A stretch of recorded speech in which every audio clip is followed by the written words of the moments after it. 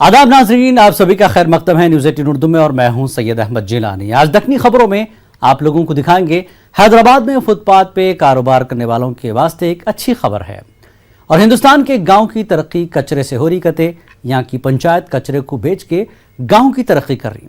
और आज आपकी मुलाकात कराएंगे हिम्मत और हौसले के पहाड़ से। और आप लोग पुलिस थाना सुने और देखे होंगे, हम आप लोगों को मुरख पुलिस थाना दिखाएंगे। तो चलो शुरू करेंगे दक्कनी में खबरें।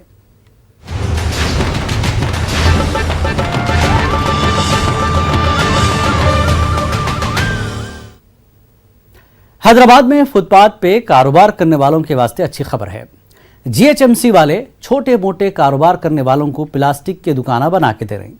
ये दुकाना प्लास्टिक को रिसाइकिल करके बना रहे। हाईटेक सिटी का ने जंगी पैमाने पे काम चल रहा। इसका मकसद हैदराबाद को प्लास्टिक फ्री करना है कते। देखो ये रिपोर्ट।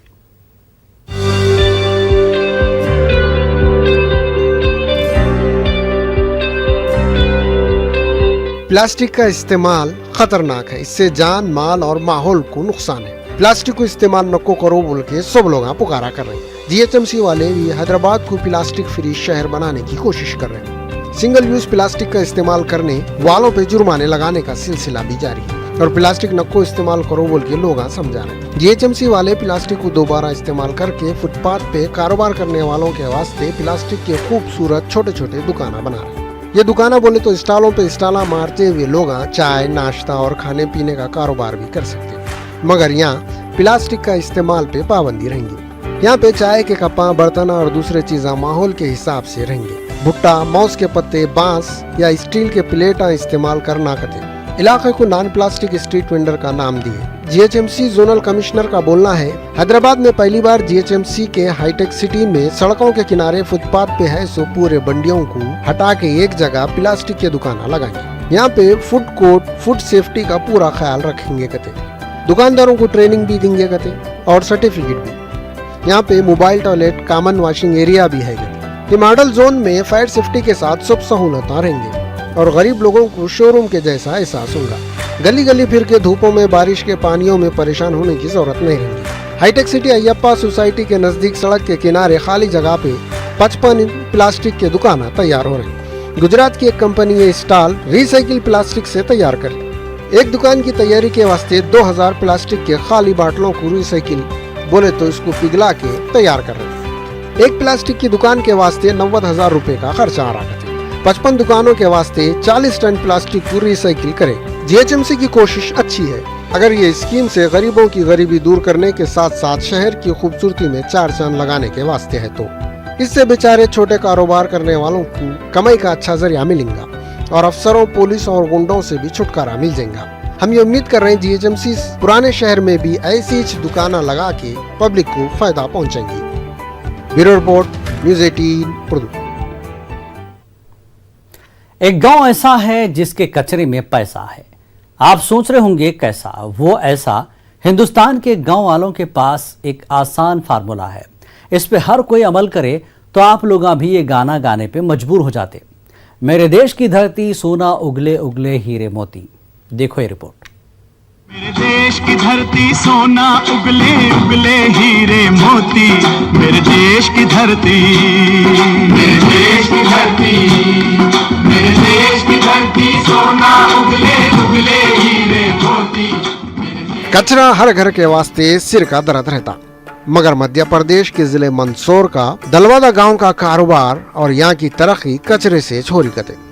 यहाँ की पंचायत कचरे को बेच के पैसे कमा रही और गांव की तरक्की पे खर्च कर रही। ये गांव की पंचायत कचरे का कचरा नहीं कर रही, कचरे का कलेक्शन करके इसको आमदनी का जरिया बना रही। इस वास्ते ये गांव दुनिया भर की नजर में आ गया। दलवादा ग्राम पंचायत में 10,000 लोग रहते कते। छोटा सा गांव मुल्क के वास्ते मिसाल बना हुआ है। हैरानी की बात यह है, छोटे मोटे गांव की कहानी कचरे से शुरू होती। हर चीज के इंतजाम बेहतरीन है। ग्राम पंचायत में कचरे को ठिकाने लगा के पैसे कमाने का इंतजाम हर एक को हैरान कर दे रहा। गांव में सड़कें साफ सुथरी, गलियों में कूड़ा करकट नहीं है। कचरा लेके जाने के वास्ते गाड़ी आपके घर तक एम्बुलेंस की आवाज करते आती।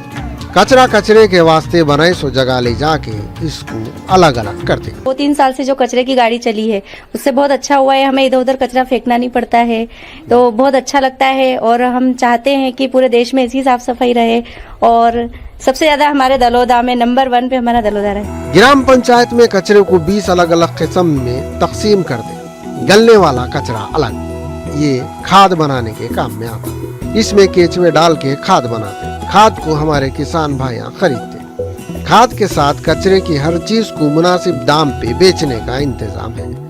कचरे के हिसाब से अलग अलग कीमत आती और गांव की तरक्की पे खर्च होती। ऐसा करने पे कम से कम 20 तरह की उसमें चीजें निकलती जो 2 रुपए किलो से लगा के 4,000 रुपए किलो तक बिकती है, तो उनको हम सेल आउट कर देते हैं। और जो गलने वाली चीजें उससे हम वर्मी कंपोस्ट और कंपोस्ट बनाते हैं, वो कृषि के लिए काश्तकार और बगीचे वाले और ये खरीद के ले जाते हैं। इससे 4 से 5 लाख रुपए पंचायत को आय हो जाती है और जो गंदगी के ढेर लगे हुए थे वो खत्म हो गए। ये बात सबको मालूम है, कचरे से गंदगी होती, बीमारियां आती। अब जाहिर बात है, जहाँ पे कचरा बिकता वहाँ साफ सफाई रहती, जहाँ साफ सफाई रहती वहाँ के लोगों की सेहत अच्छी रहती। इस वास्ते गांव के लोग भी पंचायत का साथ दे रहे हैं। कचरे की गाड़ी आती है, हम बाहर खड़े हो जाते हैं और कचरा डस्टबिन में उस कचरे गाड़ी में डालते हैं। तब हमें ऐसा लगता था कि हम छोटे से गांव में और बिल्कुल चारों तरफ गंदगी फैली रहती थी, पर जो उनकी मुहिम लगी उसके बाद जो एक हमें इंतजार रहता है कचरे की गाड़ी कब आएगी। कचरे से आमदनी निकालने का आइडिया सरपंच का है। इन्हों गांव में कचरे का प्लांट लगाए, करोड़ों रुपए से तरक्की के काम करे और अभी करते करते जीवन धारा के नाम से पीने का पानी भी लोगों को दिए। लोग बीमार नहीं होते। उसके बाद ग्राम पंचायत ने आरओ वाटर की भी व्यवस्था की। उसके तहत 5 रुपए में 20 लीटर पानी मिलता उनको। वेन पूरे दलोदा में छोटे ग्राम पंचायत में एक बड़ा रिसोर्ट बनाने का प्लान है, जिसमें गांव वालों के वास्ते शादी ब्याह और अच्छे बुरे कामों की सहूलत रहती कहते। इसमें लोगों के वास्ते बहुत सारी चीजें भी रहते बोल रहे। एक प्रोजेक्ट हमने और चलाया, हमने ग्राम पंचायत का 20 कमरों का एयर कंडीशनर रिसोर्ट बनाया, क्योंकि गांव में अधिकतर सुविधा नहीं रहती तो लोग रोड पे टेंट लगा देते हैं, वहीं शादी करते हैं, पत्तल धोने गंदगी होती। तो इन सब चीज़ों को ख़त्म करने के लिए हमने एक रिसोर्ट का निर्माण कर दिया, जिसको नॉमिनल रेट पे हम देंगे और वहाँ डिस्पोजल भी बैंड रहेंगे, जिससे गंदगी भी नहीं होगी और लोगों को सुविधा भी मिलेगी। कचरा बेकार लोगों को रोजगार दे रहा, दर्जन भर लोगों को नौकरी मिल गई, इनका घर चल रहा। गांव में कचरे की सफाई से जिले कलेक्टर खुश है और दूसरे लोगों को भी ऐसे ही काम करो बोल रहे। नगरीय क्षेत्रों में भी इसके बड़े पैमाने पर समीक्षा की जा रही है और सॉलिड वेस्ट मैनेजमेंट का उतना ही अच्छा डिस्पोजल बाकी जगह भी हो और उससे आय का साधन भी निर्मित किया जाएगा, इसकी कोशिश की जा रही है। और सभी ग्राम पंचायतों को भी दलौदा के इस अनुकरणीय पहल को लेकर के और उससे प्रेरित होना चाहिए। ये गाँव में कचरे से कंचन बनाने की कला है। इनके पास एक फार्मूला है, ये फार्मूला सबके वास्ते है। हर कोई ये फार्मूले को इस्तेमाल करके तरक्की की पटरी पे चल सके। ये गांव का पंचायत उन लोगों के वास्ते मिसाल है जो हुकूमत और सिस्टम का रोना रोते रहते और किसी भी काम के वास्ते हुकूमत के सामने हाथ फैलाते। ये गांव के लोग बल में बल अपना बल और अपनी मदद आप बोले जैसा अपने मसाइल का हल खुद निकाल रहे और कचरे से पैसा बना रहे। ये काम करने के वास्ते सबके पास दिमाग है, मगर कचरे से सोना निकालने के वास्ते पहले लोगों को अपने दिमाग में का कचरा निकालने की जरूरत है। Bureau report, news 18 Urdu. हमारे मुल्क में माजूरी को भी टक्कर देने वाले लोग हैं। आज आपको ऐसे ही बाहिम्मत और हौसले की पहाड़ की मिसाल बने हुए शख्स से मिलाएंगे, जिससे मिलने के बाद आप लोगों को भी हिम्मत और हौसला आ जाना। आप लोग बोल रहे होंगे हमारे मुल्क में ऐसे बहुत लोग हैं, मगर ठहरो, हम जिससे आपको मिलाने वाले हैं उन दोनों हाथों से महरूम है, मगर कामा ऐसे हाथा वाले भी नहीं करना, और ख़ास तौर पे तो निकम्मे काम चोरा तो उनको देखे तो खुद पे शर्मिंदा हो जाना। तो देखो यूपी के खुशीनगर के रहने वाले नीरज कुमार की ये कहानी। उत्तर प्रदेश का शहर खुशीनगर एक तारीखी शहर है। खुशीनगर के तुमकोही इलाके के ग्राम पंचायत कोइंडी बुजुर्ग में जो शख्सियत से हम आपको मिलाना चाह रहे हैं, उनको हिम्मत और हौसले का हिमालय पहाड़ बोलना गलत नहीं होगा। कई को बोले तो आज के ज़माने में जब निकम्मे और कामचोरा काम से भागने के बहाने ढूंढते रहते, दोनों हाथों से महरूम नीरज कुमार राय काम करना ही जिंदगानी है बोल के काम करते रहते। नीरज कुमार बचपने से हाथों से महरूम हैं, मगर वो बोलते देखो गम सिंगल होता उसका एहसास गम को डबल बना देता। नीरज कुमार महरूमी और माजूरी के ख्याल को भी अपने जहन में आने नहीं देते, बल्कि अपने जिस्म के दूसरे हिस्सों को, खास तौर से अपने पाँव को अपने हाथा बना लिए। बगैर हाथों के ट्रैक्टर चलाने के बारे में सोचना भी अजब मालूम होता, मगर ये नामुमकिन काम को भी नीरज कुमार मुमकिन करके दिखा रहे हैं। उन्होंने बगैर हाथों के ट्रैक्टर स्टार्ट करते और पूरे इत्मीनान से चलाना शुरू कर देते।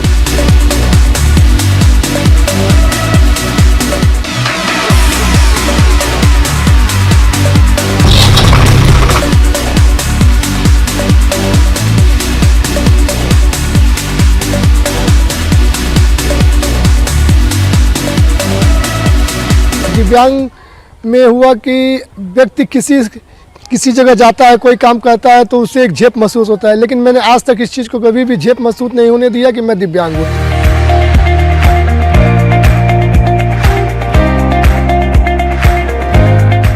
नीरज कुमार ऑफिस में मुलाजिमत भी कर रहे हैं। दूसरे मुलाजिमों के जैसा उन्होंने भी पूरी जिम्मेदारी के साथ अपनी ड्यूटी अंजाम दे रहे हैं।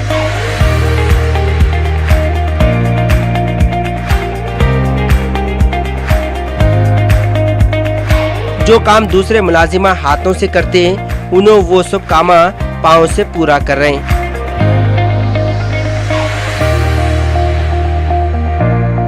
कंप्यूटराइज के ज़माने में हम लोग हाथ से काम करते हैं। इसके बावजूद भी राय साहब से जो है सीखना चाहिए हम लोग को कि आए दिन जो भी शिकायतें आती हैं, चाहे आम पब्लिक आती हैं, तो उनसे खुश होके ही जाती हैं। बहुत से लोग काम करके आने के बाद घर में थक के पड़ जाते, मगर नीरज कुमार की फुर्ती घर में आने के बाद और बढ़ जाती। उन्होंने घर को आके चुप नहीं बैठते। अगर उनकी बीवी और अम्मा घर के कामा करके रख दिए भी तो कम से कम अपनी दस्ती को धोने बैठ जाते। कपड़े धोते वक्त उन्होंने सफाई का पूरा ख्याल रखते। संघर्ष बहुत इनके लिए संघर्ष तो हमने बहुत किया, लेकिन ये अपना खुद का अपने पैर पर खड़ा होने लगे। धीरे धीरे करके आम लोगों जैसे हर चीज़ चाहते थे कि हम कर लेंगे, तो अपना करना शुरू किए। पाँव से पकड़ के कपड़े पानी में भिगो देते, साबुन लगाते और पाँव से कपड़ों को निचोड़ते। उन्होंने बगैर हाथों के पैरों की मदद से खाना खाते, पानी पीते। उनके गले में मोबाइल लटका हुआ रहता। मुंह और गर्दन की मदद से पहले उन्होंने फोन को कान से लगाते, फिर बात करने लगते। ऐसा कौन सा काम है जो उन्होंने नहीं कर सकते। देखने वालों की आँखें उस वक्त फट जाते जब नीरज कुमार सुई में तागा पुरोते। उन्होंने तो इत्मीनान से पाँव में सुई और तागा पकड़ के अपना काम पूरा कर लेते, मगर बगैर हाथों के सुई में तागा पुरोते हुए उनको देख के कमजोर लोगों के हाथा पाँव कांपने लगते। बहरहाल नीरज कुमार राय हिम्मत और बहादुरी और हौसले की एक मिसाल बने हुए हैं। हाथा नहीं है बोल के उन्होंने शर्मिंदा या मायूस होने के बजाय अपने जिस्म के दूसरे हिस्से से हाथों का काम करना सीख लिए। सब लोगों की तरह ये भी अपना सब काम करते हैं, सब कुछ करते हैं, ऑफिस भी जाते हैं, हमारी सब जरूरतें पूरी करते हैं। हम लोग परिवार में हंसी खुशी से रहते हैं एकदम।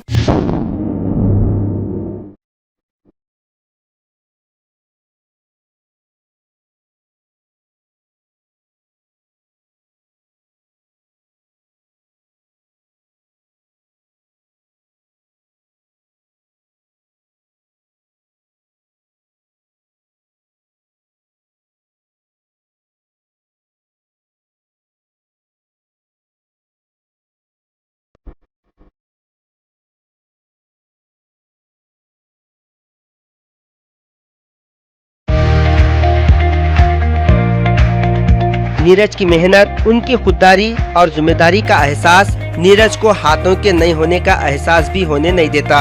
नीरज कुमार एक अच्छे बेटे, अच्छे शोहर और अच्छे बाप घर में और एक मिसाली इंसान घर के बाहर साबित हो रहे हैं। उन्होंने हाथों के नहीं होने के बावजूद बगैर किसी सहारे के जीना सीख के दूसरों को भी खुददारी से जीने का खामोश सबक सिखा रहे हैं। खुशीनगर में रहने वाला ये अजीम इंसान हकीकत में खुशकिस्मत है जो अपनी कमी और कमजोरी को अपनी हिम्मत और हौसले से हराते हुए आगे बढ़ रहा।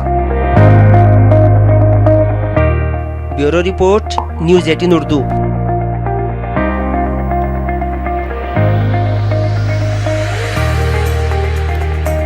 उत्तर प्रदेश के शहर बस्ती में कप्तानगंज पुलिस थाना है, मगर इसको देखे तो ऐसा दिखता ये मुरखगंज थाना था।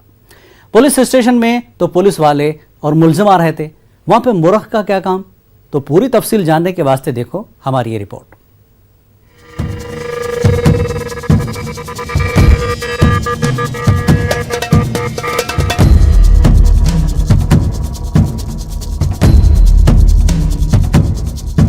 उत्तर प्रदेश के शहर बस्ती में एक पुलिस स्टेशन है जिसका नाम कप्तानगंज थाना है। इसका नाम कप्तानगंज थाना कैकू है ये तो हमारे को नहीं मालूम, मगर अब इसका नाम मुरखगंज थाना रख सकते। वो कैकू बोले तो ये पुलिस स्टेशन हिंदुस्तान के सब पुलिस स्टेशनों से अलग ही है। पुलिस स्टेशन के अंदर और बाहर जिधर देखो उधर मुर्गे नजर आते। पुलिस स्टेशन में मुर्गे कैकू है? क्या ये मुर्गे मुर्गियों को छेड़ने के जुर्म में पकड़े गए? नहीं, ऐसी बात नहीं है। ये मुर्गे बहुत ही इज्जतदार और शरीफ मुर्गे हैं।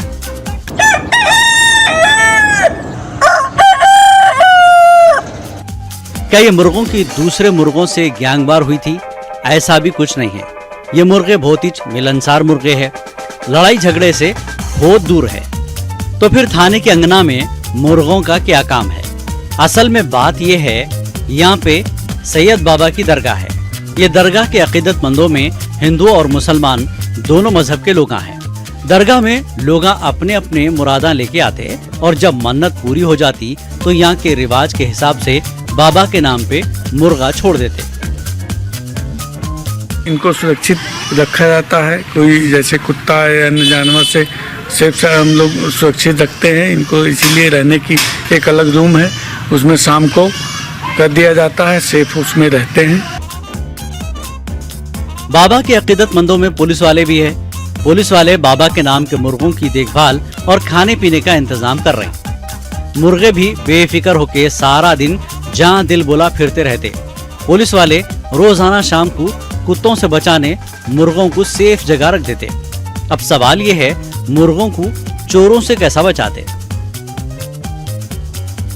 यहाँ पर शहीद बाबा का सामने मजार है। यहाँ पर इनको जो भी यहाँ के जनता के लोग हैं अपनी कुछ मान्यताएं वहाँ रखते हैं। उनका जब पूर्ण हो जाता है तो वो लोग आते हैं अपना मजार पे मुर्गा चाहते हैं। यहाँ पे ऐसा कुछ भी नहीं, सारे लोग डरते हैं कि ये बाबा का है, उनके दरबार पे छोड़ा गया मुर्गा है, इसको कोई टच नहीं करता है। बिल्कुल बाबा के नाम पे छोड़े हुए मुर्गों की पुलिस वाले कदर कर रही, ये मुर्गों से चोरा डर रही। इसको भी बाबा के अकीदतमंदा बाबा की जिंदा करामत बोल रहे हैं। Bureau report, news 18 Urdu.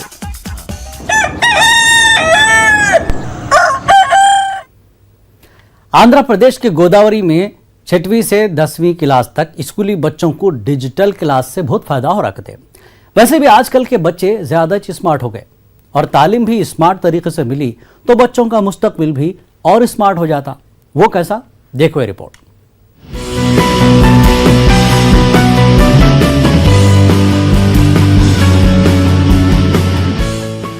Andhra Pradesh के मगरबी गोदावरी में 6वीं क्लास से 10वीं क्लास तक के बच्चे जमाने के साथ चलना सीखना बोल के हुकूमत स्कूलों में DCR यानी डिजिटल क्लासरूम कायम कर रही। 182 स्कूलों में पहले से डिजिटल क्लासा चल रहे हैं। ये साल 267 स्कूलों में डिजिटल क्लासा शुरू हुए। 325 वर्चुअल क्लासरूम बना रहे हैं। फिलवक्त 45 वर्चुअल क्लासरूम हैं। ये सब करने का मकसद है हुकूमत बच्चों को वक्त के साथ चलना सिखाना चाह रही। अगर कम वक्त में बच्चों को ज्यादा तालीम मिली, किताबों और होमवर्क का प्रेशर नहीं रहा तो बच्चों को जो भी सिखाए जल्दी याद हो जाएगा और सोचने समझने की सलाहियत भी बढ़ती कते।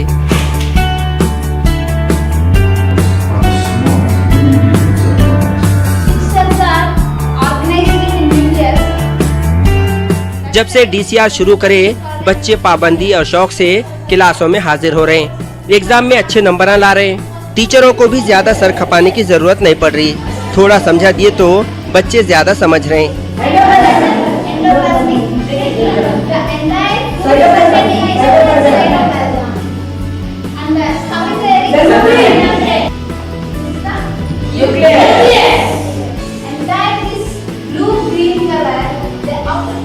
घंटों किताबें देख देख के ऊँगते बैठने के बजाय साइंस, सोशल स्टडीज, हिसाब, हिस्ट्री का जो भी सवाल पूछना हो इंटरनेट इस्तेमाल करके जवाब हासिल कर रहे हैं।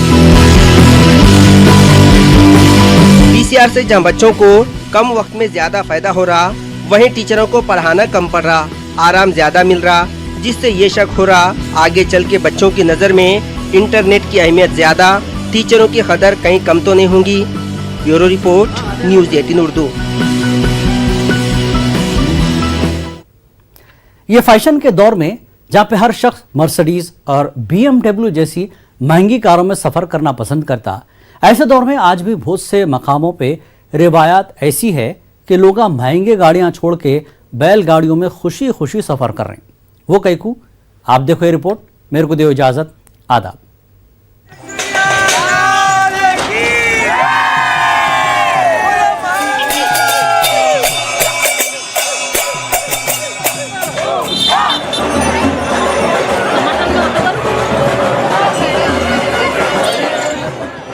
सड़कों पे दौड़ रहे सो बैलबंडियां अभी हिंदुस्तान में बाकी है। आप लोग सोच रहे होंगे इतने खुश लोग कहाँ पे जा रहे होंगे, तो सुनो हम बताते हैं। ये लोग मध्य प्रदेश के रतलाम के बाबा केसरीनाथ के मेले में जा रहे हैं। मेले में जाने के वास्ते बैलबंडियों पे जाने की रिवायत है। पहले जमाने में बैलबंडियों पे बेत का बुना हुआ छत रहता था। इसमें टोकरा है जिसपे यहाँ के लोग खुशी खुशी बैठ के मेले का मजा लेने जाते। बैलबंडी में जा रहे सो लोग अच्छे खासे पैसे वाले दिख रहे हैं, मगर बैलबंडी में जा रहे कई को इनके पास बड़े बड़े महंगे लग्जरी कारा भी है, मगर मेले की रिवायत और बाबा की अकीदत में बंडी का सफर कर रहे हैं। देसी सवारी का मजा लेने को इसमें जाते। मेले के वक्त बैलगाड़ियों की बहुत डिमांड भी रहती और पुराने लोग बोलते नहीं, असल हिंदुस्तान तो गाँव में बसता, वो यहाँ पे दिखता। आधुनिकता के इस युग में बिबड़ोत का मेला परंपरा का और अपनी संस्कृति का अनूठा संगम है। हम बरसों से इस मेले में आ रहे हैं। पहले हमारे दादाजी के साथ आते थे, पिताजी के साथ आते थे और अब हम खुद आ रहे हैं। भगवान ऋषभ देव जो जैन धर्म के पहले तीर्थंकर हैं, उनका प्रतीक चिन्ह है बेल। उसी मान्यता से बरसों से, पीढ़ियों से बैलगाड़ी से इस मेले में आने का रिवाज है। पहले साधन नहीं होते थे, तब बैलगाड़ी से आते थे। आज साधन है तो भी हम उस परंपरा का निर्वाह कर, हमारे परिवार के सभी बच्चे जो पढ़ाई के लिए बाहर चले गए हैं, जिनकी हमारे यहाँ शादियाँ हो गई है, वो भी इस मेले के लिए विशेष तौर से पूरे वर्ष भर इंतजार करके यहाँ पर आते हैं। यहाँ बैलगाड़ी से आते हैं, पुरानी परंपराएं हैं और उन्हीं का स्मरण करते हुए, गुरुदेव का और स्मरण करते हुए, ऋषभदेव भगवान का स्मरण करते हुए, उनका चूँकि बैल प्रतीक चिन्ह है और प्रतीक चिन्ह के स्वरूप में बैलगाड़ी से आना यहाँ परंपरा बनी हुई है और सदियों से ये परंपरा चल रही है। इस काफ़ी टाइम से ये परंपरा चल रही है। इसी परंपरा के तारतम्य में सभी श्रद्धालु यहाँ जो भी आते हैं, वो जैन समाज के अलावा अन्य समाज के लोग भी यहाँ आते हैं। लगभग 25,000 से अधिक पब्लिक यहाँ दर्शन करने के लिए आती है। काफ़ी टाइम से और पुरानी परंपरा के निर्वहन करते हुए हम आ रहे हैं। ये मेला रतलाम के बानी महाराजा रतन सिंह के जमाने से शुरू हुआ करते और ये रिवायत 17वीं सदी से चल रही करते। ये मेला हर साल दिसंबर के महीने के नए चांद के दिन रतलाम से 3 किलोमीटर दूर केसरीनाथ की सालगिरह के मौके पे लगता करते, जिसमें आज भी लकड़ी के झूले लोगों को देखने को मिलते और लोग झूलों पे अपने बचपने को याद करते हुए झूलने का मजा लेते। ये मेले में बच्चे, औरतें, बड़े बूढ़े सब आते। मंदिर यहाँ करीबन 250 साल से पुराना मंदिर है और यहाँ लगभग 250 साल से ही मेला चल रहा है। और यहाँ आज अमावस के दिन विशेष महत्व रहता है। यहाँ मालवा का, इसको केसरियानाथ का दरबार बोला जाता है। केसरियानाथ जो आदिनाथ, हमारे जैन सिद्धांतों में आदिनाथ परमात्मा 24 तीर्थंकर में प्रथम तीर्थंकर थी, उनकी प्रतिमा है। और आज के दिन जो भी मन्नत या विश मांगता है उसकी 100% पूरी होती है। इसीलिए श्रद्धालु यहाँ बहुत तांता लगा रहता है। ये जो झूले लगते हैं, ये अपनी प्राचीन जो भारतीय परंपरा है झूलों की, उस लकड़ी के जो झूले पे हैं, न सिर्फ बच्चों को यानी जवान और बुजुर्ग और सब लोग उस झूले का आनंद लेना चाहते हैं। अपनी भारतीय परंपरा जो पुरानी है वो नष्ट नहीं हो जाए, यह मेला उस परंपरा को जीवित करता है। बच्चों को, बूढ़ों को, जवान को, सबको, जो बुजुर्गों को अपने पुराने दिन याद आ जाते हैं और बच्चों को तो आप जानते ही हैं कि झूलों में कितना आनंद आता है। ये मेला 200 साल और 250 साल से लगता है और परंपरागत यहाँ झूले झूलने के लिए जो रेत के झूले लगते हैं, जो हाथों से चलते हैं, उसको झूलने के लिए बहुत लोग आते हैं और बहुत दूर दूर से लोग यहाँ इस मेले को देखने आते हैं और परंपरागत है, यह बहुत समय से है। मेले का इतिहास लगभग 70 वर्ष पुराना है और हम हमारे दादाजी के साथ जब छोटे थे तब आते थे बैलगाड़ी में बैठ करके, और प्रतिवर्षानुसार मतलब हम अभी भी आते हैं और उसी परंपरा के साथ आते हैं जिस परंपरा के साथ हम वर्षों पहले भी आते थे, जैसे बैलगाड़ी में बैठ कर आना। और आज भी मेले का स्वरूप बदला नहीं है, वैसा के वैसा ही है, चाहे पीढ़ियाँ बदल गई हो। हिंदुस्तान की असली खूबसूरती देखना है तो कौन से भी गांव देहात को चले जाना, और अगर वहाँ गांव का मेला है बोले तो सोने पे सुहागा बोले जैसा है। आज के हाईटेक दौर में बच्चे बड़े मोबाइल की दुनिया में गुम हो गए हुए हैं। लोगों को मुंह उठा के बात करने की फुर्सत नहीं है। ऐसे लोगों के वास्ते मेला हर तरीके से फायदेमंद रहेगा। यह हकीकत है, हमारा मुल्क तरक्की करके चांद तक पहुंच गया मगर अपने कल्चर को नहीं भूला। Bureau report, news 18 Urdu.